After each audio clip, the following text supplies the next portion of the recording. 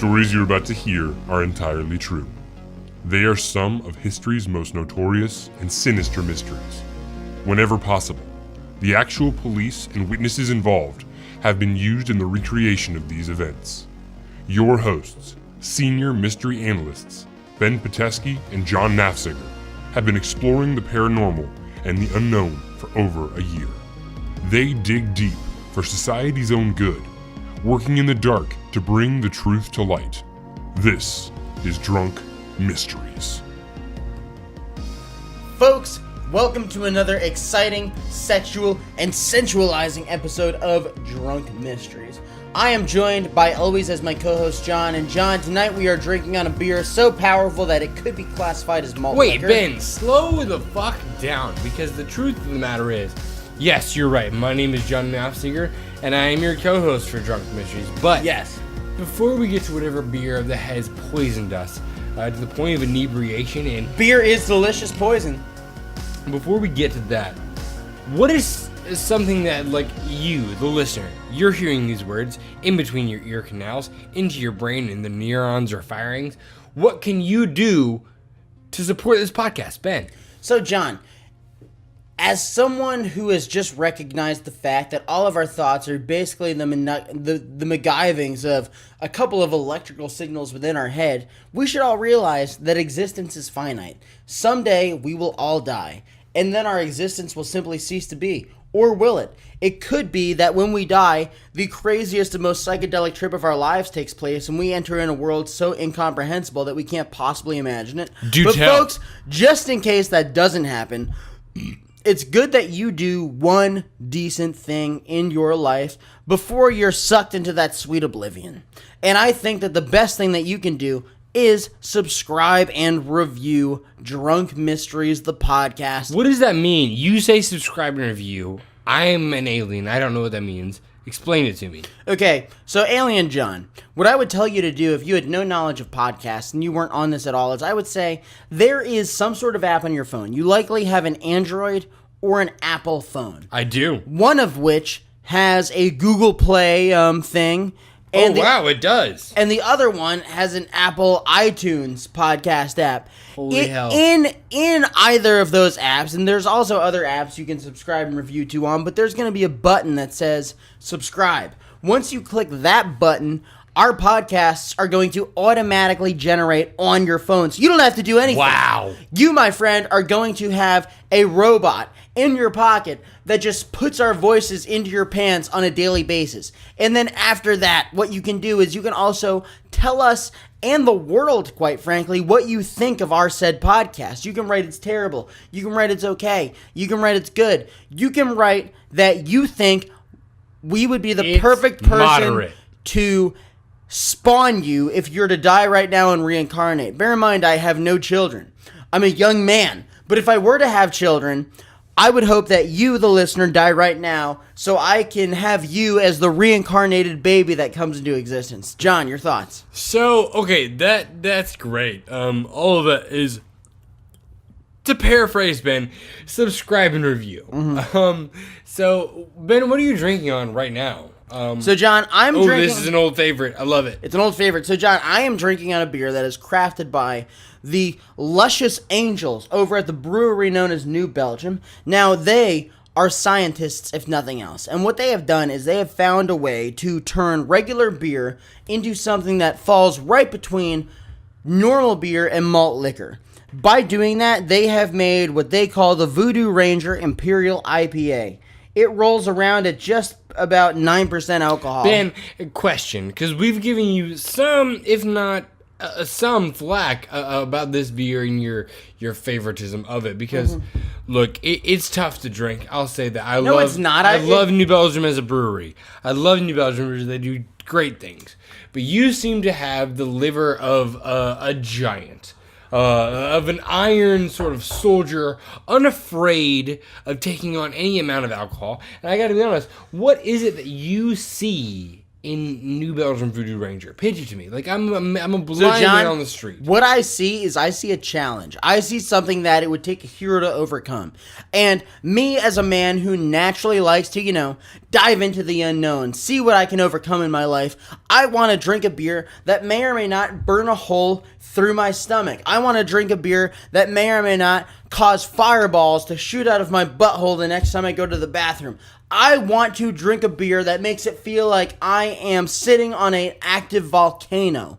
John, when you drink New Belgium Voodoo Ranger Imperial IPA, you are going to feel like Thor, the god of thunder himself, dancing in a lightning bolt as he gets so fucked up off of an alcohol that just barely skirts the line between hard and soft. John, your thoughts? Come on down, girl, sit on down and tell me about yourself. So I hear you like my mates. Yeah, we think there's something else when you're smoking meats. Don't settle for that second-rate stuff, girl, you need the best. Get Pit Face Rub, it's better than the rest all day long. Come on, girl, just sing this song. Pit Face Rubs, Pit Face Rubs, Pit Face Rubs will make you come. That's right, listeners. Pit Face Barbecue Rubs will make you come. When you're barbecuing outside this summer, whether it's delicious pork ribs, briskets, burgers, don't settle for second-rate meat rubs and seasonings. In order to get the very best out of your meats, you need Pit Face Barbecue Meat Massage. Pit Face Barbecue Meat Massage is the filet mignon of seasonings, the champagne of rubs, the caviar to your cookout. John, that's right. In addition to pit-faced meat massage making you cum your pants. And by the way, they can be found at pitfacebarbecue.com. Pit Face Barbecue Rub features a unique blend of sugars, spices, and herbs that are sure to take your barbecue to a level so sky high you might die. This rub has a deep, layered flavor profile that is sweet, tangy, spicy, and has a light touch of heat.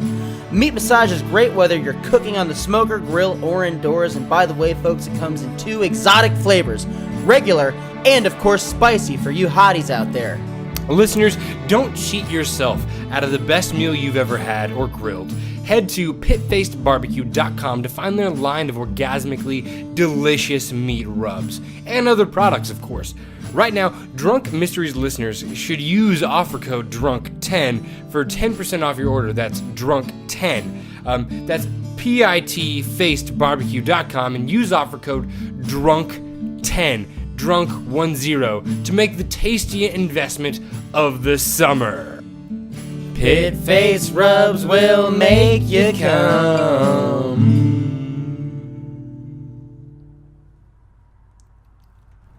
Even before the Denver International Airport opened in 1995, even when it was a mere blueprint, it was the subject of countless conspiracy theories, suspicions, intrigue, and terror. To this day, this notoriously bizarre airport is shrouded in secrecy, riddled with weird statues, and plagued with creepy art, and swamped in mystery. The Denver airport is perhaps the most controversial airport in the entire world, perhaps because of its bizarre nature and many unanswered questions. Tonight, I implore you, dear listener, to join us as we go sky high in an attempt to solve the mystery of Satan's mile-high airport. Ben, tell us more about Denver. So, John, as you said, tonight we are discussing the mystery of the Denver airport. And before we go into any deeper detail, I think it's important that our audience knows a little bit of the bizarre satanic history of the Denver airport. What's your relation to Satanism? Real quick. John, I don't have one, but please, let me go into this mystery. Good God. So, in the years of 1980 through 1983, the Denver Regional Council of Governments had been tasked with its greatest challenge to date. The Regional Council had been given the mission of designing and finding the land for the world's most state-of-the-art airport to replace Denver's old Stapleton Airport. What do you think in the moment they were thinking about doing for the airport? It's the 80s. They wanted to make it bigger and more convenient. Okay, go on. Okay, so a series of unexplained delays and supposed poor planning caused the opening of the new mega airport, as it was called in the media, to be pushed back over a decade to the cool but windy March of 1994. Wow, hang on. That's a long time. Let's placate a little bit. Sure. You're a citizen of Denver. Yeah. All of a sudden, you're like, all right, let's build this airport. And then the newspapers are saying, yo, it's going to be a decade before they even break ground. Yeah. What's your thoughts as a citizen? I'm thinking, well, Why? it may take a long time, but they better do it within budget. Because if it's within budget, I'm sure they're just taking their sweet time. But John, that's not what happened. So, a series of unexplained delays and supposed poor planning caused the opening of the new mega airport, as I said, to be pushed back over a decade. Wow. But it was years so behind long. schedule and at a cost of $4.8 billion, which was over $2 billion past the suspended budget. The Denver airport was international. Ben. You cannot overlook that. We're talking 19... John, we were about to get right into that in the very next sentence. There's a time to kill, and there's a time to acknowledge when your partner is right. You're not my partner. You make it sound gay. No, we're partners in podcasting. John, people need to know... in this Partners era, in, like... No, in this- partners in this... No, hang on, Ben. This is important. That we dissect for the viewers and listeners. You're 20-some-odd episodes in. You're probably wondering about Ben and I's relationship. Neither of us is homosexual. Nope. Neither of us is in any sort of a sexual relationship with the other. Are we partners? Yes. In the manner... In a creative sense. In the manner that, like, 90s cops are partners. Yes. They're not given them. They don't pick them. No. They're just... That's what they're given, and that's what they have to deal with. Yeah, they've got lady friends on the outside.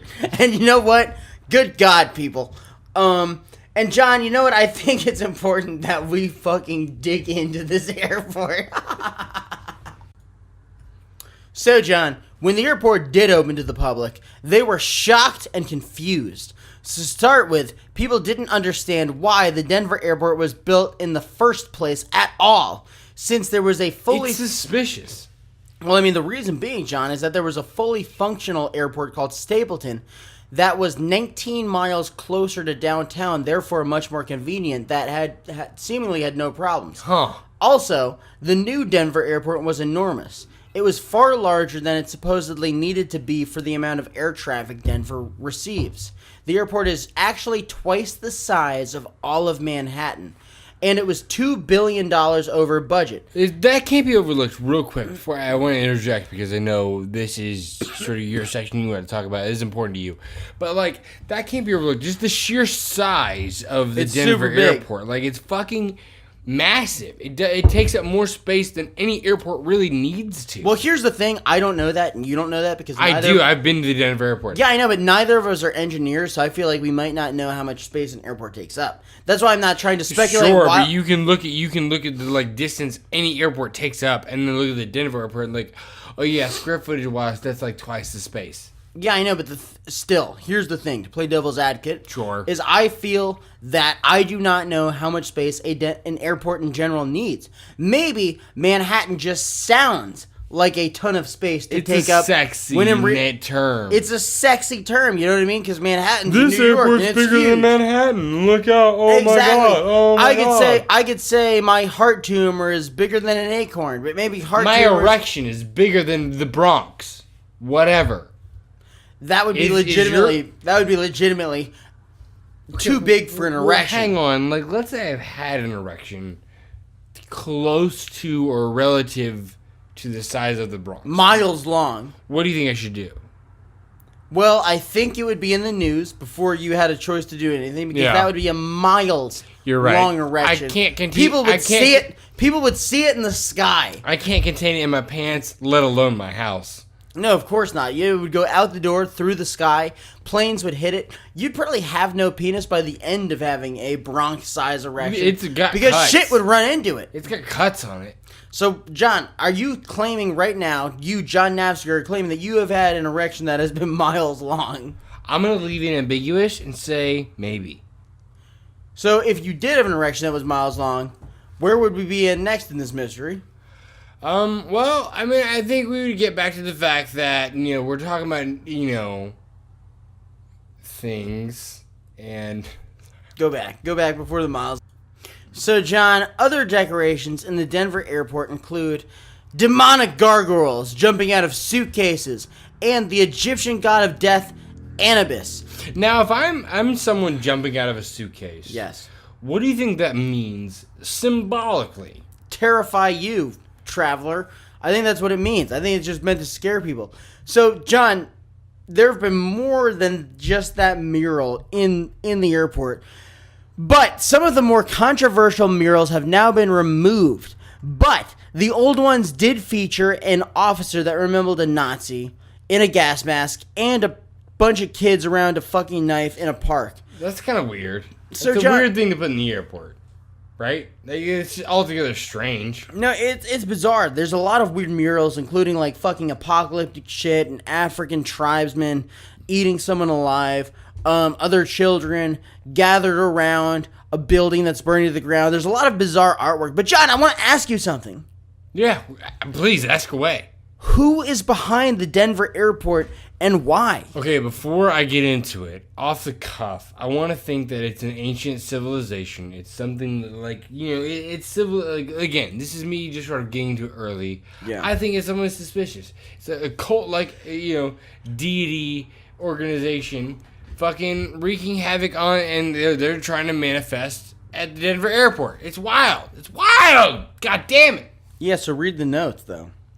On paper, the Denver International Airport was funded by the state of Colorado, and the cash was allocated to Denver Regional Council of Governments. However, Ben, after careful examination of the airport itself, and as the investigation that we conducted with a seasoned investigator, we can find clues that suggest otherwise. I agree. Our senior producer, Rick Warren, pointed us to the fact that Denver's airport, their own decor, suggests to it being built by a mysterious and shadowy group. But who? A dedication marker and several plaques around the airport maintain that it was actually funded by, quote, the New World Airport Commission, end quote. But our investigation and record deep delving shows that no such group seems to exist in any known record or archive in the world or the United States or Texas. John, in addition to there being no known archives that we can find in Texas, it's also important to note that other plaques around the Denver airport depict Masonic square and compass symbols, leading even the most inexperienced investigator to believe that there must be an obvious association between the Denver airport and the Freemason secret society. Now, you bring up the term Masonic. Off the top of your head, what does that mean to someone who doesn't know what that means? So, John, the Freemasons are a secret society that mainly consists of 50-year-old guys that you and I both know and don't necessarily love, but no, they're your neighbors, they're your friends, they're your co-workers. What it is what were they in 1776? In 1776, they were our founding fathers, actually. So Thomas Jefferson, George Washington, Sam Adams, John Adams, many of the other signers of the Declaration of Independence were members of the Freemason secret society. It started as a society of like literate people, based on what I know, but I don't think it's sinister. And I think if they had to do with something behind the airport, then they probably did not have wicked ways or sinister intentions. Your thoughts? Well, look, Ben, I believe you because I trust you, because we are partners in finding out the truth and bringing it to light. And so, like, But not in a homosexual way. Of course not. But you're the history guy, right? Like, Yeah. I am the see the bigger picture because sometimes you can catch what we like to call tunnel vision. Yes. Where I compliment you as being able to step back and be like, hang on, Ben, look at the context. Yeah. However, among other skills, I reek of the ability to perform complex kung fu moves. No, well, that too, but also you know history better than me. Yes. And so when I ask The about, ways of about Caesar. these murders and these fucking things going on, I want to know, Ben, the Denver airport, do you think that it could be a demonic cult of any kind? John, I mean, that's a difficult question, but I mean, the short answer is absolutely. I mean, when you have an airport that exists in such a mysterious place, at such a mysterious time, with such a bizarre purpose and such strange artwork that no one is seemingly willing to explain, I can't help but think of an alternative theory to that. It could be some sort of demonic and evil enterprise. I agree. So, John, supporting the connection between the Denver airport and the Freemason Society is the dedication date of the Denver airport itself, which is March 19th, 1994. And, ladies and gentlemen, if you add those numbers together, 1 plus 9 plus 1 plus 9 plus 9 plus 4, you get the number 33. The highest level one can achieve in Freemasonry. Other seasoned investigators have posited that the $2 billion that the airport went over budget actually went into building some sort of secret space beneath the airport.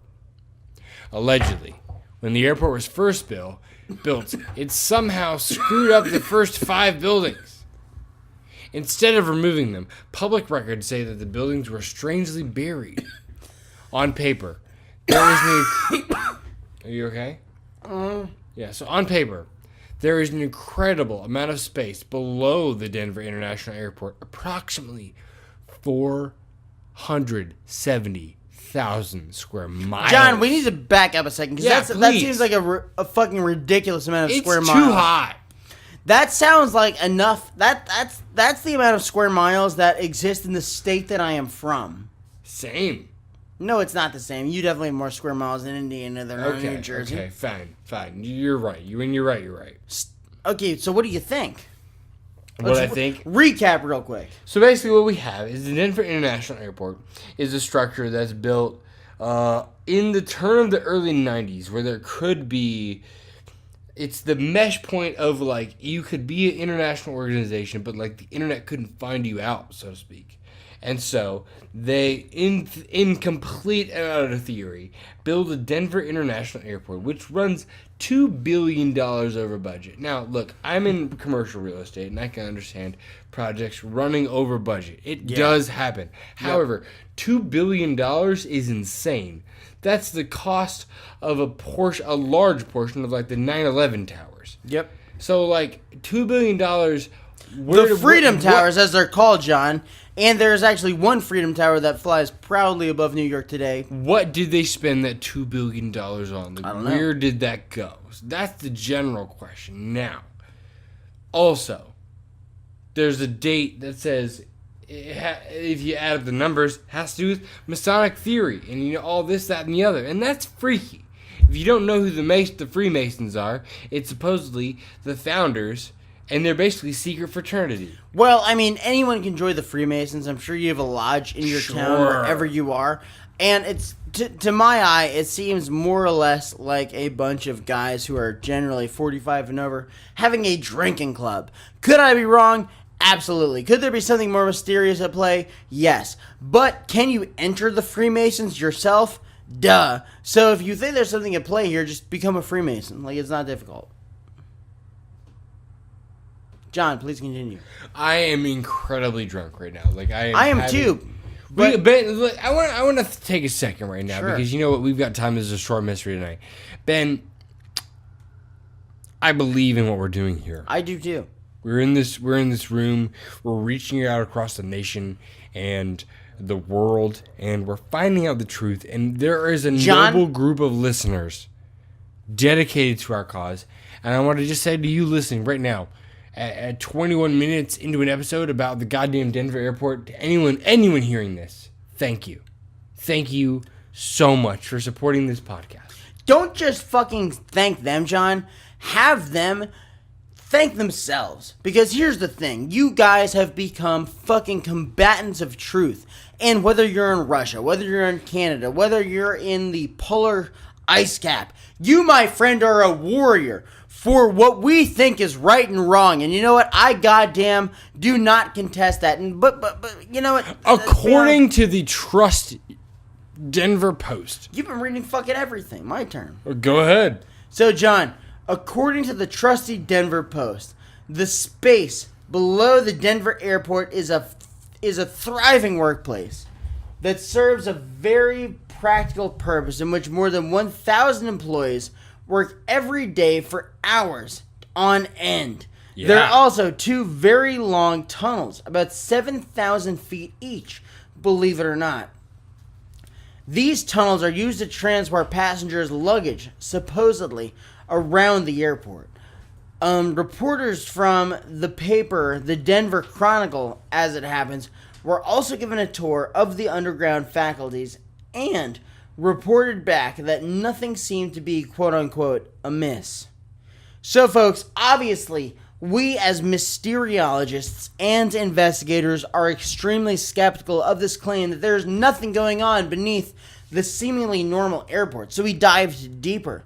Some experts that we interviewed claimed that the airport is hiding a series of underground tunnels and secret bunkers that should be used in case a disaster were to happen, and that the Illuminati, so to speak, according to these mysteriologists, could house all of the world's greatest and most passionate leaders.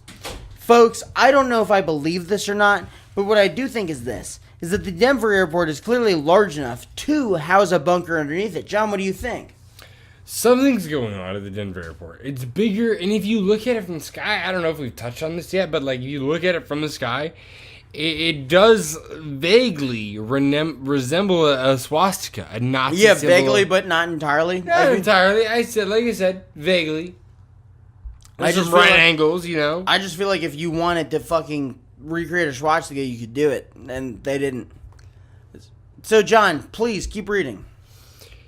It's claimed that Denver Stapleton International Airport, otherwise... So, no, wait, John. We need to give a little context to what you're about to say next. Yeah, please. And so, Denver International Airport was built, and a lot of people didn't know why it was built, since Denver already had a perfectly functional airport in existence already.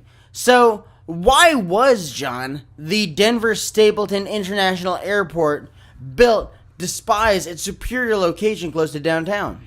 It's claimed that the Denver Stapleton International Airport, otherwise known as SIA, was fine. Yet Denver International Airport was built with fewer runways, reducing Denver's air capacity. We found this isn't exactly true. Like, things are flying, facts are flying. Yep. The old Stapleton International Airport, SIA, was originally built in 1929 and then repeatedly expanded for the next 65 years into the 70s. That's older than I am. It had 6 runways in total. They were in configuration of 2 sets of 3 parallel runways. Basically, they were crisscrossed each other so that only 3 runways could be used at any one time. That sucks. We're getting a lot of traffic No, keep control going, man. and specifics, but the gist is that Stapleton's airport is dope. And No, it wasn't dope. It was terrible. You fucking skipped over most go things. ahead. Tell me what I don't know. Okay, so John, Jesus Christ. So basically what John was reading was right in that he's a terrible investigator and we're looking to fire him. So basically, Stapleton Airport had several one-ways and they crisscrossed each other. So you could not fly more than 3 planes off at a time. Basically, ladies and gentlemen, at the old airport, you could not tell how far you were going at any given time. So, I mean, the roadways, they crisscrossed each other. And on top of that, planes that were larger than a certain size couldn't take off from the Stapleton Center. If the air's too thin. The air was too thin. It's the mile-high city, so people couldn't take off if they had a big enough jet.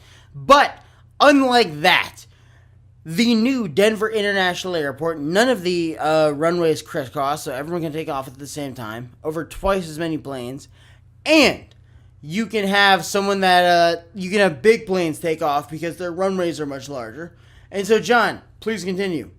Ben, look, I feel like we're varying off into the way nitty-gritty of this mystery. Hang on. Because the truth of the matter is, we've talked at length about just, this is a sketchy place in America. And, like, we could get into and out of the, like, details and nitty-gritty of why it is. But, like, let's you and me talk, because I think that's what the people came for. Maybe.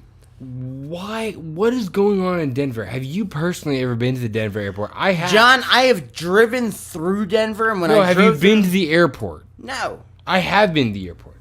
If I may comment on my experiences there, it's something. You know what I mean? Like, it was definitely. I do remember having to go from one gate to the other. It was a connecting flight. In the meantime, I caught. How was it? The flights were fine. What do you mean your client? No, was it? But not client. Me, just me. But I got a Denver omelet in the middle. Okay. With a beer at 9 a.m. What is a Denver omelet? Can you explain to the guests real quick what that might entail? And, Pretty much what you would expect, like an omelet without beans. So, like, okay. Eggs, bacon, cheese, chives, potatoes-ish, But, look, all I'm saying is, like, I do recall seeing some sketchy art. I do recall being creeped out. But all of that seems so periphery. All of it seems so dreamlike. Like, because you know how when you travel, it's sort of like you're in a haze, you're in a fog. You don't care about your surroundings. You're just worried about getting to your destination. So basically, you're in the same state of mind that you are when that's the opposite of the meat sweats. Exactly. When you have the meat sweats, you're on point. You're in command. You know exactly who's in front of you. And so, when you have the meat sweats, like after you've barbecued some delicious ribs and you've used some pit-faced barbecue rub, you're feeling fucking incredible. But in this particular case, when you're just in a strange airport and you don't know who to trust, you might feel a little different. Look, Ben, I think we've talked enough about the Denver airport. God damn it, John, we need to solve this mystery. I'm tired of speculating. What do you think happened? Here's what I think happened. Why is the Denver airport allowed to exist among society? John, stop it. So I think that the Denver airport has existed to this date for multiple reasons. Ooh. One being that nobody knows how to perfectly fly a person around the globe. Now, bear in mind, the Denver airport is called the Denver International Airport. Now, I hate fucking flying. I think it sucks. And you know what? Every person I've known from another continent thinks that flying sucks. I don't like it. I hate flying. So I feel like most people are deciding to, splooge their juge, so to speak. What do you think, John? I think you're exactly right. I think the Denver airport there's a shadowy business organization that, like, through the obscurity of legal and state law, remains shrouded in mystery that us in Texas cannot pierce. Yeah, but that'd be fucking dumb. Shot across the bow to that shadowy organization. Okay. We know you're there. We may be trying to stab a shadow. I have a question, but do we really want to make enemies with these people? Yes. Okay. Good God. Did I ever think that I would end up fighting a war against some of our world's most powerful supervillains, listeners? And No. operators of airports? I did not think it would come to this. But now that we are here, I will say this. I will fight with vigor, passion, and titillation that only someone in the deepest month of pregnancy can possibly appreciate. So, folks, I would, before we like to do anything else, I would like to speculate wildly about our sources. John, what do you think? Speculating wildly about sources, I feel like you found this on the internet and Wikipedia, but speculating wildly about the case, I feel like there's a shadowy organization that's funded proxy companies to be behind the Denver airport. America, There's potentially... the UK, Australia, the English-speaking world, basically. You really cut me off there. because I was saying that there's potentially a shadowy organization deep within the mountains of Denver, because let's not forget, there's mountains in Denver. And so they're dug deep in underneath. Holy shit. Yeah, right? So you got it. Look, but that's all. Ben, do you have anything else to speculate? All I have to speculate on is this: listen, if you're a vegetarian, So drunk. odds are is that you're not gonna live past the